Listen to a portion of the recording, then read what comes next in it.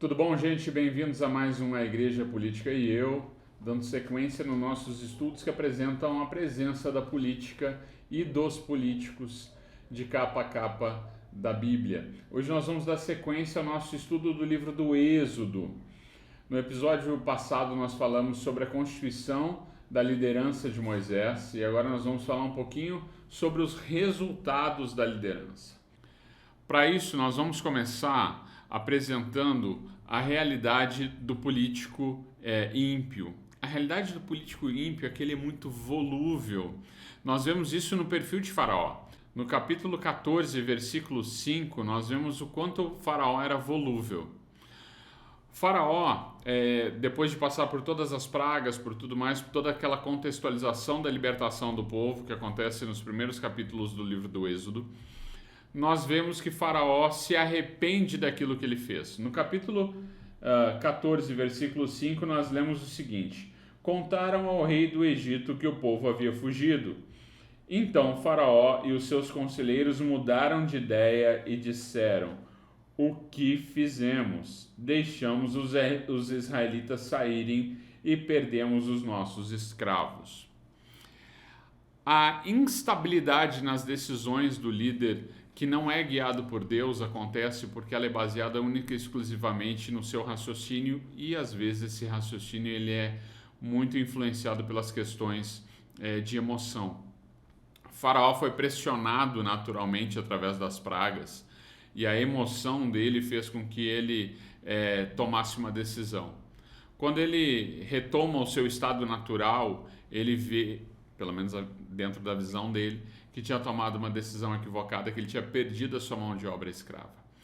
O líder que é guiado pelo Espírito Santo, ele não tem essa volatilidade. Por quê? Porque todas as decisões que ele faz são pautadas naquilo que Deus tem para ele. E Deus é imutável. No capítulo 15, versículo 1, nós vemos uma postura totalmente diferente na pessoa de Moisés.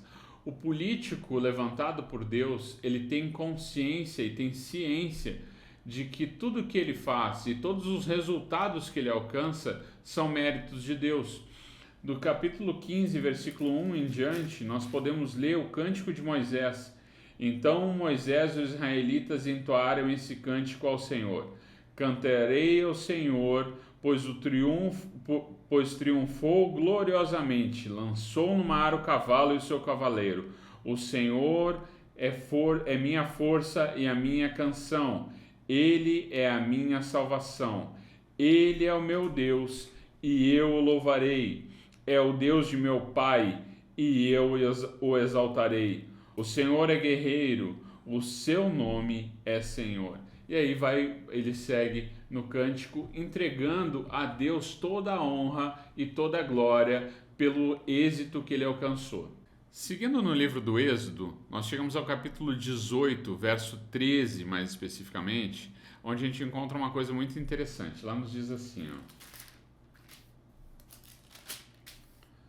No dia seguinte, Moisés assentou-se para julgar as questões do povo, e este permaneceu de pé diante dele desde a manhã até o cair da tarde. Quando seu sogro viu tudo o que ele estava fazendo pelo povo, disse: o que você está fazendo? Porque só você se assenta para julgar e todo o povo espera em pé desde a manhã até o cair da tarde.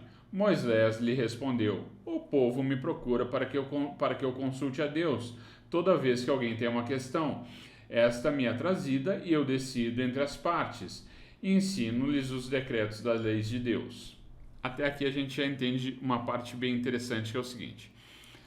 Moisés recebeu a lei de Deus, ele foi a pessoa que Deus escolheu para trazer a lei até o povo, mas ele não se preocupou em multiplicar essa sabedoria, em dividir com outros a responsabilidade de julgar o povo.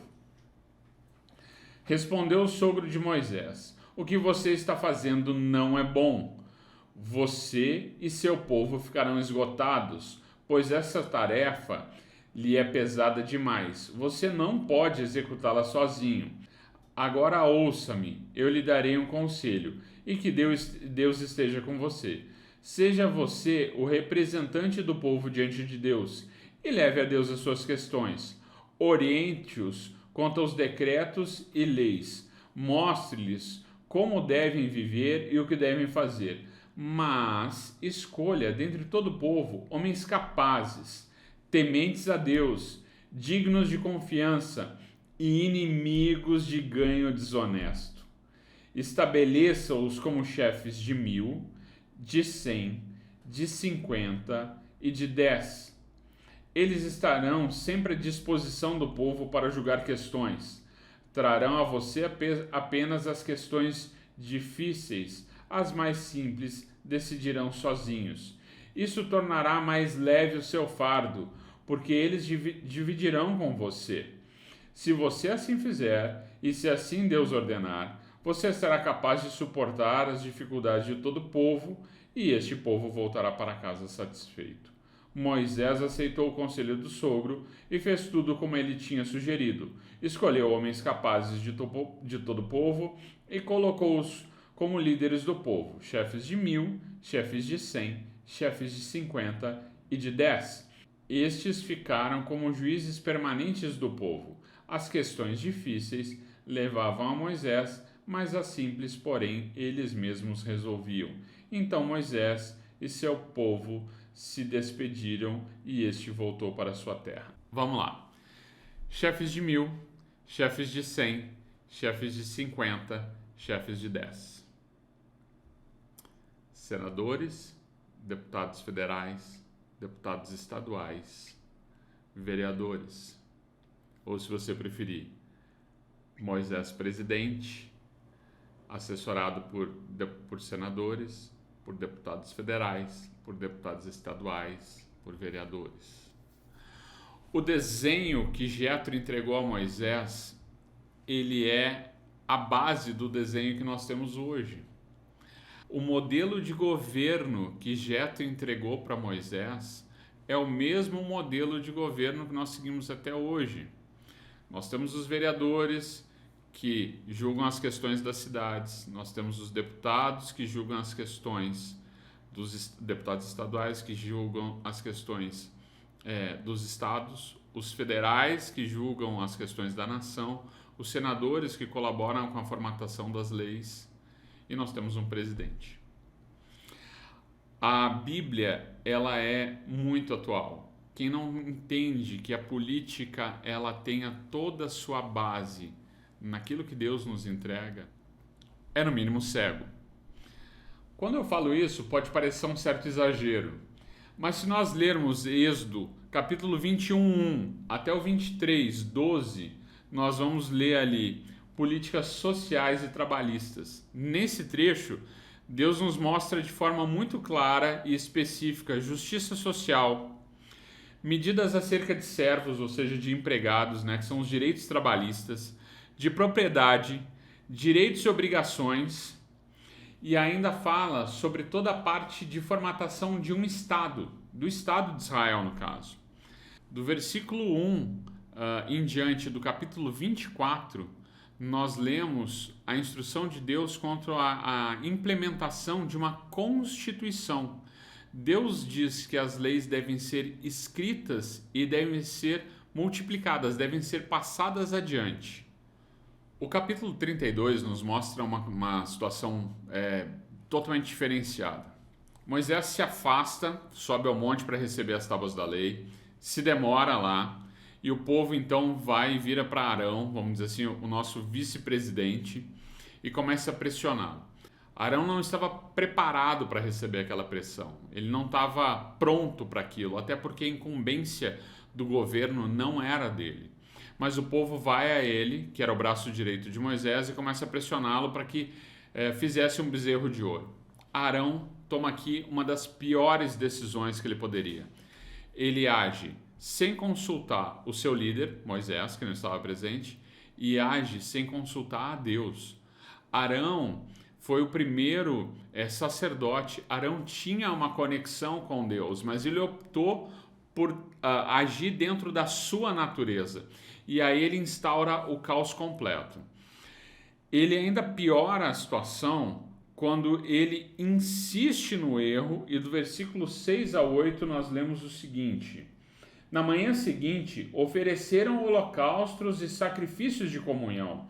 O povo se assentou para comer e beber e levantou-se para entregar a farra. Então o Senhor disse a Moisés: desça, porque o seu povo que você tirou do Egito corrompeu-se. Moisés, então, quando encontra esse caos totalmente instaurado diante de todo o povo, encontra Deus tão irado contra o povo, que Deus estava pronto a matar o povo, Moisés, então, vai resolver a situação, e nós lemos isso a partir do versículo 20, quando diz o seguinte: pegou o bezerro que eles tinham feito e destruiu no fogo, depois de moê-lo e até virar pó, espalhou-o na água e fez com que os israelitas bebessem.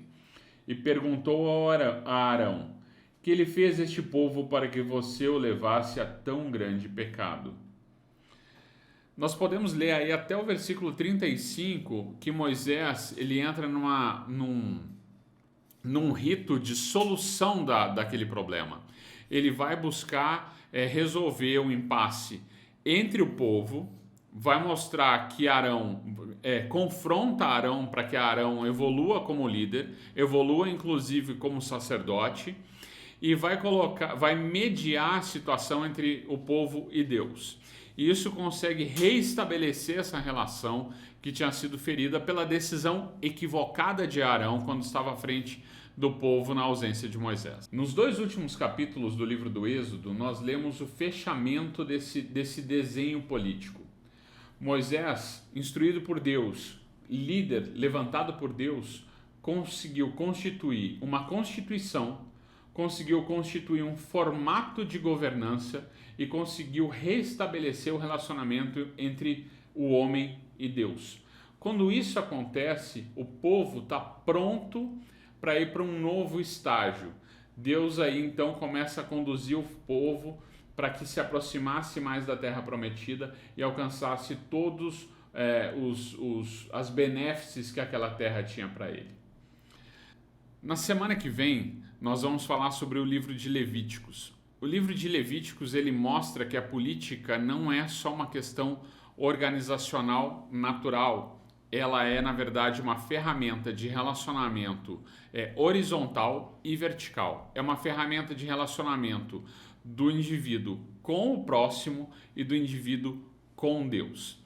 Por isso eu te convido na semana que vem, na sexta-feira, às 20 horas, acompanhar mais um episódio do A Igreja, a Política e Eu. A gente se vê lá. Um abraço.